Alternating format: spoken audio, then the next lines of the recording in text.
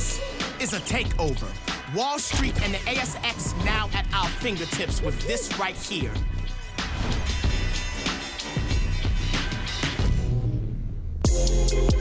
You're watching Eagle Review, courtesy of Steak. Download the app or visit hellosteak.com today. Good Friday footy from Optus Stadium. West Coast looking to make it 2 straight wins in back-to-back 6-day breaks, but the Swans were having absolutely none of it. Instead, they dominated the Eagles from the jump, piling on a whopping 56 unanswered points, leaving the home crowd of 40,000 absolutely shell-shocked and looking for bus timetables at half-time. Thankfully, the boys managed to get on the board in the middle of the second, then again late in the half with one of JK's best of the year. Kennedy follows up with the spin and off the left.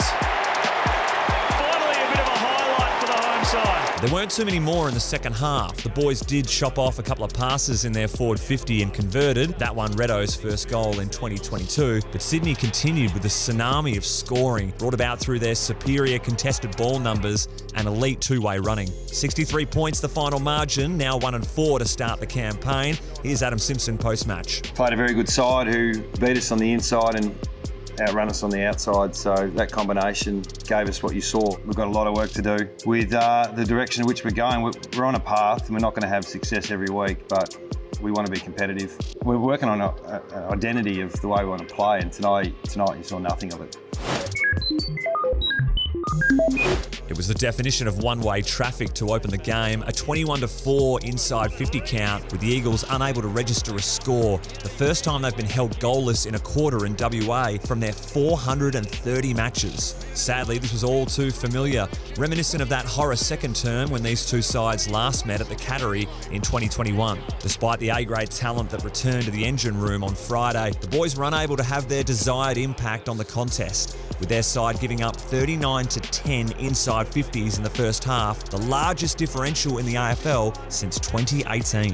The Swans only recorded 9 more intercept possessions than the Eagles, but were far more destructive with their opportunities, booting 13 goals to 4 from this source. West Coast certainly struggled to move the ball against the Swans' defensive structures all night long. In fact, Bailey Williams' late goal was actually their first score from their 40th possession, launched from their defensive 50. And hit me with the power of the Ultimate Warrior.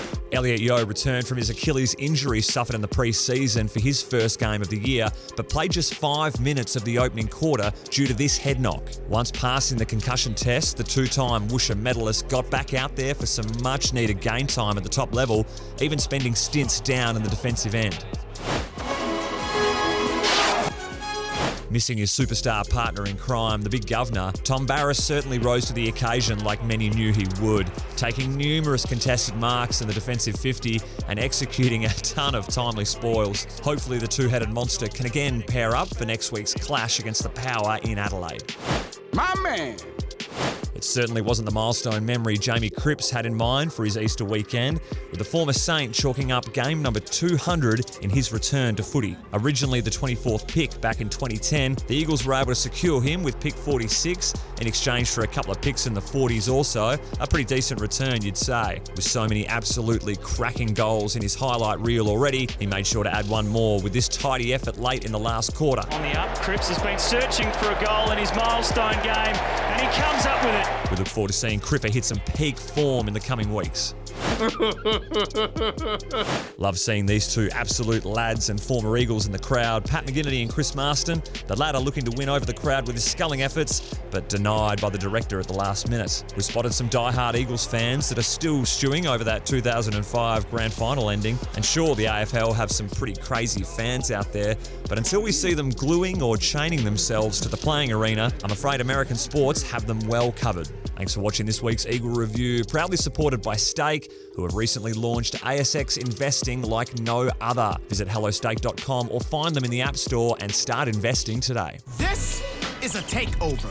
Wall Street and the ASX now at our fingertips with this right here.